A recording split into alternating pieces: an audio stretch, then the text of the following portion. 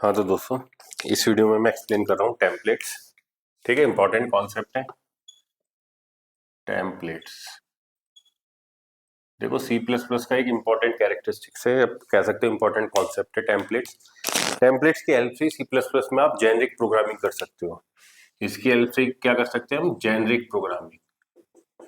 Generic programming का मतलब क्या होता है कि आप एक क्लास का कोड डिफरेंट टाइप के डाटा पे उससे उसका यूज कर सकते हो, उस पर काम कर सकते हो, तो उसे हम बोलते हैं जेनरिक प्रोग्रामिंग। मतलब आपने एक कोड लिखा जो डिफरेंट डाटा टाइप पे वर्क कर सकता है, दैट्स कॉल्ड जेनरिक प्रोग्रामिंग। ये कॉन्सेप्ट हम इंप्लीमेंट कर पाते हैं किसकी हेल्प से? टेम्पलेट की हेल्प से।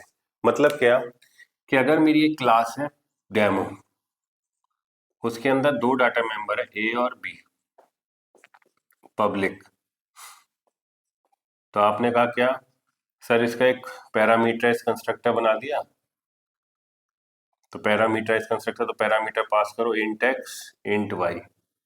ये बेसिकली क्या करेगा? ए में एक्स की वैल्यू डाल देगा, बी में वाई की वैल्यू। फिर हमने एक बना दिया फंक्शन वॉइड ऐड। ये क्या करेगा? सी आउट ए प्लस बी को ऐड कर देगा और उसको स्क्रीन पे डिस्प्ले करवा देगा। ठीक है, अब मैंने क्या करा सर, अपना एक मेन लिख देते हैं, इंट मेन। इस क्लास का ऑब्जेक्ट बना दो डेमो ए1 और उसे इनिशियलाइज कर दो 1020 से। देन ए1 डॉट शो आपने कर दिया। तो ये जो आपने क्लास डिफाइन करी डेमो, इसके अंदर आपने बोला डाटा इंटीजर टाइप का है। तो मतलब क्या, ये क्लास केवल इंटीजर टाइप की वैल्यूज को ही ऐड कर सकते हैं। तो डेमो क्लास का आप जो भी ऑब्जेक्ट लोगे वो केवल क्या करेगा? इंटीजर टाइप की वैल्यूज पे ही काम कर पाएगा। बट अगर मुझे इसे जेनरिक बनाना है तो उन्होंने कहा सिंपल सा कॉन्सेप्ट है जेनरिक बनाना किसी भी क्लास को। मतलब क्लास को एक बार डिफाइन करो, लेकिन डिफरेंट डाटा टाइप के साथ आप उसे यूज कर सको, तो आ जाता है टेम्पलेट। तो उन्होंने कहा इसको जेनरिक बनाना है। तो उन्होंने कहा कि जहां जहां डाटा टाइप है जो चाहते हो कि आप वेरी कर सकता है, तो वहां पे टी लिख दिया आपने, दैट्स कॉल्ड प्लेस होल्डर। इसको सी में बोलते हैं जस्ट प्लेस होल्डर। कि आपने डाटा टाइप के लिए प्लेस होल्डर टी लगा दिया। तो जहां जहां इंटीजर था वहां आपने बता दिया टी, एक प्लेस होल्डर लगा दिया। क्यों? क्योंकि अगर आप प्लेस होल्डर नहीं लगाओगे तो कंपाइलर आपका कोड एरर शो कर देता, क्योंकि भाई उसको पता तो चले ए और बी किस टाइप का है। तो आपने उस इस डाटा टाइप की जगह एक प्लेस होल्डर टी को प्लेस कर दिया। ठीक है, अब सी कंपाइलर को पता कैसे चले कि ये प्लेस होल्डर है? तो सबसे पहले हम लिखते हैं टेम्पलेट। ये इसको लिखने का तरीका होता है टेम्पलेट क्लास कैपिटल टी। मतलब क्या कि इस टेम्पलेट के बाद जो क्लास है उसके अंदर T as a placeholder work कर रहा है। इस सिंटेक्स का मतलब ये होता है आपके लिए। तो मैं इसे थोड़ा सा साफ कर देता हूं। क्या कि भाई जब आपने लिखा टेम्पलेट क्लास टी, इसका मतलब क्या है कि इस टेम्पलेट के बाद जो भी आप क्लास डिफाइन कर रहे हैं उसमें T as a placeholder है। तो टेम्पलेट का कॉन्सेप्ट केवल कंपाइलर को कन्विंस करने के लिए दिया जाता है कि जिससे कंपाइलर एरर शो ना करे। तो अभी आपने एक डेमो क्लास बनाई जिसके अंदर टी आपने एज अ प्लेस होल्डर लिख रखा है। ठीक है, बट जब कोई प्लेस होल्डर आप यूज करते हो किसी क्लास में, तब आपकी रेस्पॉन्सिबिलिटी है क्या कि अब ये काम नहीं कर पाएगा। क्यों नहीं कर पाएगा? इसका रीजन है, उसने कहा जब आप कोई टेम्पलेट या कोई प्लेस होल्डर अपनी क्लास पे यूज करते हो, तो जब आप उस क्लास का ऑब्जेक्ट बनाते हो तब आपकी रेस्पॉन्सिबिलिटी है उस प्लेस होल्डर की जगह प्रॉपर डाटा टाइप बताने के लिए। वो कैसे करते हैं? तो मैंने कहा ये आपका एरर शो कर देगा।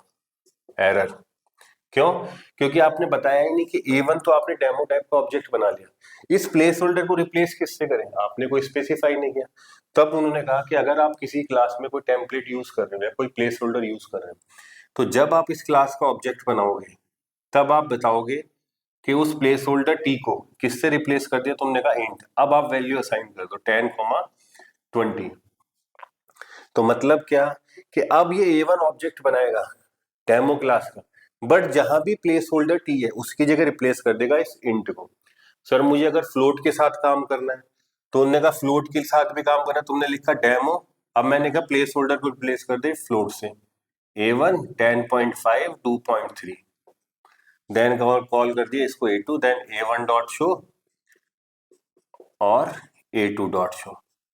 मतलब क्या कि आपकी एक क्लास की डेफिनेशन डिफरेंट डाटा टाइप के साथ काम कर सकते हैं। इसी को हम बोलते हैं जेनरिक प्रोग्रामिंग। तो हम कह सकते हैं कि सी प्लस प्लस के अंदर आप जेनरिक प्रोग्रामिंग अचीव कर पाते हो किसके थ्रू? टेम्पलेट कॉन्सेप्ट के थ्रू। टेम्पलेट में मतलब क्या होता है कि आप प्रॉपर डाटा टाइप नहीं लिखते, आप उसकी जगह एक प्लेस होल्डर प्लेस लगा देते हो। जैसे मैंने यहाँ पे स्पेस प्लेस होल्डर बताया कैपिटल टी, तो पूरे क्लास के अंदर मैंने कैपिटल टी प्लेस होल्डर लिख रखा है। तो जब आपका यहाँ पे शो के अंदर तो कोई डाटा टाइप था ही नहीं, तो जब आप कोई टेम्पलेट क्लास का ऑब्जेक्ट बनाना चाहते हो तब आपकी रेस्पॉन्सिबिलिटी है आप इस ब्रैकेट्स के अंदर स्पेसिफाई करो कि ये प्लेस होल्डर टी किस टाइप से रिप्लेस होगा। तुमने पहली बार बोला इंट, तो वो पूरी A1 ऑब्जेक्ट के लिए टी को रिप्लेस कर देगा इंट से। तो ये क्लास का ये A1 इस समय क्या कर जाएगा, इंटीजर टाइप के डाटा टाइप के साथ काम कर जाएगा। जब आपने बनाया दूसरा ऑब्जेक्ट A2, तब तुमने बोला प्लेस होल्डर को replace T place holder capital T को किससे रिप्लेस कर दो, फ्लोट से। तो मैंने क्या बोला कि टेम्पलेट की हेल्प से ही आप जेनेरिक प्रोग्रामिंग अचीव कर पाते हो। सर इसको थोड़ा सा अच्छा एक कोड लिख दो जिसको मैं अपने एग्जाम में लिख सकूं। तो मैंने कहा मैं एक सिंपल सा कोड लिखता हूँ आपके लिए, तो समझ में आता है थोड़ा सा। तो टेम्पलेट की हेल्प से ही आप सी प्लस प्लस में क्या अचीव कर पाते हो, जेनेरिक प्रोग्रामिंग। मतलब एक ही कोड जो डिफरेंट डाटा टाइप के साथ सिंपली कंफर्टेबली काम कर पाता है, बट वो डाटा टाइप क्या होने चाहिए, कॉम्पेटिबल होने चाहिए। तुमने कहा सर एक क्लास बना लेते हैं, तो मैंने कहा यहां से बना लेते हैं क्लास, चलो इसको भी दे देते डेमो। सर इसके अंदर एक वेक्टर एरे है 5 साइज का, ठीक है। आपने कहा सर इसका एक कंस्ट्रक्टर ले लेते हैं पब्लिक डेमो, ये है 0 आर्गुमेंट कंस्ट्रक्टर। सर एक ले लेते हैं जिसके अंदर हम इंटीजर टाइप का एरे पास कर देंगे, ये मैंने पहले भी लिखा है उसी को लिख रहा हूं बस। अब ये क्या करेगा sir, for int i equal to 0, I less than 5 और आई प्लस प्लस। क्यों, क्योंकि x एक एरे को पॉइंट आउट कर रहा है, मैं उस एरे की वैल्यू इस x की वैल्यू, x जिस एरे को पॉइंट आउट कर रहा है उसकी वैल्यू को इस एरे में कॉपी करना चाहता हूँ, सिंपल सा। तो तुमने कहा एर ऑफ आई में वैल्यू डाल दो x ऑफ आई की, इनिशियलाइज करना है बेसिकली। तुमने कहा सर एक कंस्ट्रक्टर हमने बना लिया। एक अब मैंने क्या कहा, सर हम इसे शो कराएंगे void शो। अब वो क्या करेगा सर, सी आउट लूप के थ्रू आप प्रिंट करवा लेते हो, तो अपने कहा for int i equal to 0, I less than 5 और i plus plus, cout arr of i. उन्होंने कहा ठीक है सर। अब मैंने क्या कहा कि भाई तुम्हारा ये काम है, इसमें क्या कर लेते हैं हम, मल्टीप्लीकेशन ऑपरेटर भी ओवरलोड कर देते हैं। तो हमने क्या कहा, ये रिटर्न कर रहा है मुझे डेमो टाइप का ऑब्जेक्ट, और ऑपरेटर में ओवरलोड कर रहा हूँ मल्टीप्लीकेशन, जिसके अंदर मैं क्या दे रहा हूँ, इस डेमो टाइप का ही एक रेफरेंस वेरिएबल x2 पास करो। अभी जब कोड लिखूँ पूरा ढंग से समझ में जाएगा। ये मल्टीप्लीकेशन क्या करेगा, बेसिकली मैं चाहता हूँ डेमो टाइप के A1 इंटू A2 करना, A1 दो ऑब्जेक्ट की मल्टीप्लाई करना चाहता हूँ डेमो टाइप के। तो मैंने कहा मैं ऑपरेटर मल्टीप्लीकेशन ऑपरेटर को ओवरलोड कर रहा हूँ सिंपल। तो रिटर्न टाइप कह देगा एक डेमो टाइप का ही ऑब्जेक्ट देगा। उसने कहा ठीक है। तो तुमने कहा डेमो इस टाइप का एक ऑब्जेक्ट बना लिया A3, एक लूप चला दिया I equal to 0, I less than 5 और आई प्लस प्लस। अब मैंने कहा A3 के अंदर एर ऑफ आई, भाई A3 के अंदर भी तो एरे होगा। अब जिस जैसे तुमने लिखा A1 इंटू A2, तो मैंने आपको बाइनरी ऑपरेटर ओवरलोडिंग में बताया था, इसको इंटरप्रेट कैसे किया जाएगा, A1 ऑब्जेक्ट के लिए मल्टीप्लीकेशन कॉल कर दो और A2 एज आर्गुमेंट पास करो। तो A1 करंट ऑब्जेक्ट है जिसे पॉइंट कर रहा होगा दिस, और A2 उसमें एज आर्गुमेंट जा रहा है जिसका एलियासिंग आपने क्रिएट कर लिया x2। चीज समझ में आती है, क्योंकि जब आप मेंबर फंक्शन में ही ऑपरेटर ओवरलोड कर रहे हो, तो तुमने कहा A1 इंटू A2 कुछ ऐसा ट्रीट होगा। A1 के लिए A1 डॉट आप मल्टीप्लीकेशन ऑपरेटर को कॉल कर रहे हो और A2 एज आर्गुमेंट पास कर रहे हो। तो मैंने कहा दिस पॉइंट करेगा करंट को, तो मैंने कहा दिस जिसे पॉइंट करा है उसका एरे ऑफ आई, इसका मल्टीप्लीकेशन किससे कर दो, x2 के एर ऑफ आई से। उनने का सिंपल सा करो और रिटर्न कर दो A3। भैया जो मेरा डेमो टाइप का A3 ऑब्जेक्ट आपने बनाया वो रिटर्न कर दो। चीज समझ में आती है। अब सर मैं मेन लिख देता हूं, इंट मेन। तो हमने लिखा इंट x एक एरे, उसमें दे दिया 1 2 3।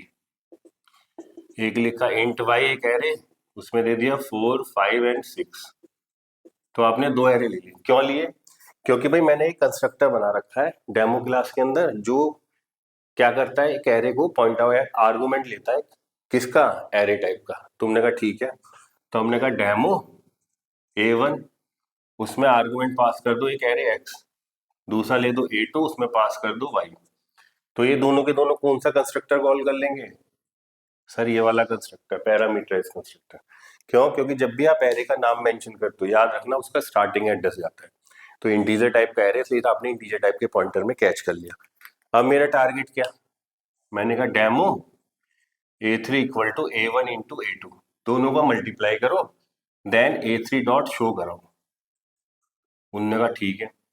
मैंने कि अगर आप ऐसा सिंपल सा कोड लिखते हो तो ये केवल और केवल इंटीजर टाइप के एरे पे ही काम कर सकता है।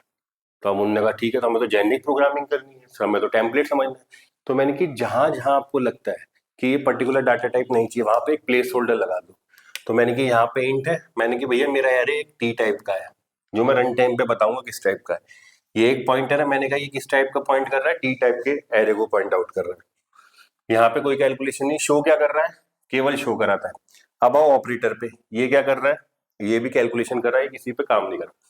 तुमने कहा सर मेरी इस क्लास में टी एक प्लेस होल्डर है, तो जहां भी डाटा टाइप की जरूरत है वहां पे मैंने टी लगा दिया। कंपाइलर इसको प्लेस होल्डर कैसे ट्रीट करेगा, सर इस क्लास से ऊपर लिख दो क्या, टेम्पलेट, कि मेरा ये कीवर्ड है टेम्पलेट, और मैंने क्या कहा, क्लास टी, केस के बाद जो क्लास है उसमें इस कैपिटल टी को as a placeholder treat करो। तो जब मैं ऑब्जेक्ट बनाऊंगा तब मैं रिप्लेस कर दूंगा इस कैपिटल टी को, किससे रिप्लेस करना है। तो मतलब क्या, कि टेम्पलेट में जो आप प्लेस होल्डर डिसाइड करते हो, तो जब आप ऑब्जेक्ट क्रिएट करते हो, जब आप ऑब्जेक्ट डिक्लेयर करते हो, तब आपको स्पेसिफाई करना होता है कि आपको उस क्लास का ऑब्जेक्ट बनाना है, बट उस क्लास में जो प्लेस होल्डर है उसको रिप्लेस किससे करना है। तो मेरी इस लाइन में एरर आनी चालू हो जाएगी। क्यों, क्योंकि आपने बताया ही नहीं कि आपने कहे तो दिया डेमो टाइप का A1 बनाओ, लेकिन डाटा टाइप तो बताओ। तो तुमने क्या कहा, सर डेमो, अरे चीज समझ में आती है। अब तुमने कहा डेमो टाइप का एक ऑब्जेक्ट, उसमें टी को रिप्लेस किससे कर दो, इंट से। फिर मैंने क्या कहा, डेमो इस टाइप में भी क्या रिप्लेस कर दो A2 को, इंट से। अब आपको फ्लोट से करना है, तो जब आप ऑब्जेक्ट बनाओ तो इस इंट की जगह फ्लोट लिख देना, तो ये हो जाएगी जेनेरिक प्रोग्रामिंग का अच्छा कोड भी हो जाएगा। तो हमें समझ में आता है टेम्पलेट क्या है। तो क्या है, एक आप एक जनरल क्लास बना रहे हो जिसको आप चाहते हो कि डिफरेंट डाटा टाइप के साथ वो वर्क कर सके, तब हम यूज करते हैं टेम्पलेट्स का। इसलिए मैंने बोला है कि C++ जेनेरिक प्रोग्रामिंग सपोर्ट करता है, मतलब जनरल क्लासेस आप बना सकते हो किसकी हेल्प से, टेम्पलेट की हेल्प से। ये बकायदा आपके एक टॉपिक भी है, STL स्टैंडर्ड टेम्पलेट लाइब्रेरी। उन्होंने क्या करके स्टैंडर्ड टेम्पलेट बना के एक लाइब्रेरी में बना दी, सेव कर दिए। तो उस लाइब्रेरी के अंदर बहुत सारी टेम्पलेट क्लासेस है। तो जब आप उन टेम्पलेट क्लासेस का ऑब्जेक्ट बनाओगे, तब आपकी रेस्पॉन्सिबिलिटी है कि ऑब्जेक्ट बनाते वक्त उस टेम्पलेट प्लेस होल्डर की जगह कोई वैल्यू या डाटा टाइप प्लेस करो। अब दिमाग में लड़कों के क्वेश्चन उठना चालू हुआ, क्या सर टेम्प प्लेस होल्डर केवल एक ही हो सकता है, नहीं भैया, आप more than one place holder भी स्पेसिफाई कर सकते हो। कैसे, मैंने कि एक सिंपल सा क्लास देखते हैं जिससे आपको समझ जाए कि आप एक से ज्यादा प्लेस होल्डर भी प्लेस कर सकते हो टेम्पलेट के। उन्होंने कहा ठीक है सर दिखाओ। मैंने कहा देख, देखो इस कोड को दिमाग में लॉजिकल सेट करो, कोडिंग अपने आप होने लगी। तुमने कहा सबसे पहला सिंटेक्स क्या, टेम्पलेट। तुमने बोला क्लास T1 क्लास T2, मैं दो टेम्पलेट यूज कर रहा हूँ T1 और T2। अब मेरी क्लास है PP, उसके अंदर मैंने लिखा T1 टाइप का वेरिएबल A, T2 टाइप का variable P। Demo public section लो, क्योंकि मैं उसका कंस्ट्रक्टर बताने वाला हूँ। तो मैंने बताया PP क्लास का एक पैरामीटराइज कंस्ट्रक्टर, वो क्या लेगा, T1 टाइप का तो X, T2 टाइप का Y। क्या करे, A में तो X की वैल्यू डाल दे, B में Y की वैल्यू डाल दे। फिर हमने कहा शो करा लेंगे, वॉइड शो। वो क्या करेगा, सी आउट A की वैल्यू, फिर स्पेस देके B की वैल्यू, और एंड ऑफ लाइन कर देते हैं। तो मैंने अपनी एक क्लास PP बनाई जिसके अंदर मैंने दो प्लेस होल्डर T1 और T2 यूज किए। तो हम more than one place holder भी लिख सकते हैं अपनी क्लास के अंदर। उसको लिखने का तरीका यही है, template class T1 comma class T2, तो T1 T2 as a place holder हो जाएंगे। तो जब आप ऑब्जेक्ट क्रिएट करोगे PP क्लास का, तब आपकी रेस्पॉन्सिबिलिटी है T1 T2 को वैल्यू सप्लाई करना। तो जब मैं मेन लगता हूं अपना, मैंने लिखा मेन पीपी, पहले मैं रिप्लेस कर रहा हूं इंट और इंट से, इसका एक ऑब्जेक्ट A1 बना दो और वैल्यू डाल दो 10 और 20। उनने कहा ठीक है। फिर मैंने कहा A1 को शो करा दो, A1 के A और B को शो कराओ। फिर हमने कहा मैं पीपी इस क्लास का दूसरा ऑब्जेक्ट बना रहा हूँ, तो इस ब्रैकेट, इसकी जो ब्रैकेट्स लगाते हैं इसके बीच में हमें बताना पड़ता है कि T1 और T2 को रिप्लेस किससे करें। मैं इनके फ्लोट कॉमा फ्लोट और A2 क्या करते हो 2.3 5.4 A2 डॉट शो कर दिए। तो अब मेरे पीपी क्लास का एक ऑब्जेक्ट A2 बना जिसमें प्लेस होल्डर T1 T2 को रिप्लेस किससे कर दिया आपने, फ्लोट से। तो सेफ रखने के लिए हमेशा इसके ना सफिक्स कर देगा और एफ। अब तुमने कहा ए पीपी इस टाइप का तीसरा ऑब्जेक्ट जिसमें मैं कैर दे रहा हूं, उनने कहा ये लिए बहुत सही है, capital A capital B single character code के अंदर कैरेक्टर कॉन्स्टेंट लिखे। अब तुमने कहा A3 डॉट शो कॉल कर दे। तो मतलब क्लास का कोड तो एक ही है, आपने क्या कर दिया एक जनरल क्लास का कोड बना दिया। आप किसी भी टाइप का डाटा टाइप दो, मेरा ये कोड काम करेगा। इसी को बोलते हैं जेनेरिक प्रोग्रामिंग। चीज समझ में आती है? तो जेनेरिक प्रोग्रामिंग किसके थ्रू अचीव कर सकते हो, टेम्पलेट के थ्रू। सर जैसे क्लास में टेम्पलेट होता है, ऐसे फंक्शन टेम्पलेट भी होता है। मैंने कहा हाँ एक कॉन्सेप्ट होता है फंक्शन टेम्पलेट, आप फंक्शन में भी प्लेस होल्डर यूज कर सकते हो। तो लास्ट टॉपिक आपका क्या है, टेम्पलेट के अंदर। और ये बहुत इंपॉर्टेंट है, जब मैं आपको कोडिंग की वीडियो डालूंगा तब मैं आपके साथ एसटीएल को भी डिस्कस करूंगा, या लास्ट वीडियो अगर मुझे टाइम मिला तो मैं आज भी एसटीएल वीडियो डाल दूंगा। एक होता है फंक्शन टेम्पलेट, मतलब क्या कि सर हम फंक्शन के अंदर भी as a template concept use कर सकते हैं। तो जिस भी फंक्शन में आप प्लेस होल्डर लिखना चाहते हो जस्ट उससे पहले टेम्पलेट का सिंटेक्स लिख दो। मतलब क्या, मैंने कहा मैंने लिखा template class T1 class T2। अब मैंने अपना फंक्शन बनाया void fun T1 A T2 B, और इसका सिंपल सा काम है सी आउट, ए की वैल्यू को शो करना, फिर स्पेस देगा, फिर बी की वैल्यू और end of line and L. ठीक है, तो मैंने एक फंक्शन बनाया फन जिसके अंदर मैं दो प्लेस होल्डर T1 T2 को लिख रहा हूँ। सिंटेक्स यही है, पहले टेम्पलेट स्पेसिफाई करो, टेम्पलेट स्पेसिफाई करो कि T1 T2 as a place holder. ठीक है, इसे कॉमा लगा। अब उसके जस्ट नीचे, अब ये नहीं है कि आपने टेम्पलेट स्पेसिफाई नहीं करो यहाँ T1 T2 लिख देनी, तो कंपाइलर पूछेगा T1 T2 है क्या। फिर हमने कहा इंट मेन।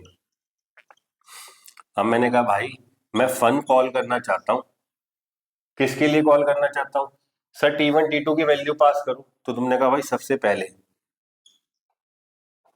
इंट इंट और वैल्यू दे दी 10, 20। सर ऐसे पास कर दे, मैंने कि वो अपने आप ही इसको प्लेस होल्डर को रिप्लेस कर देगा जो भी आप डाटा टाइप दोगे। तो आपने क्या कहा सर इसको हटाया जा सकता है, मैंने कि हटा सकते हैं, कई लैंग्वेज में इसको हटाया जा सकता है। तुमने फन 10, 20 दिया तो वो प्लेस होल्डर को इंटीजर से रिप्लेस कर देगा। तुमने कहा सर फन 20 कॉमा प्रतिपाल,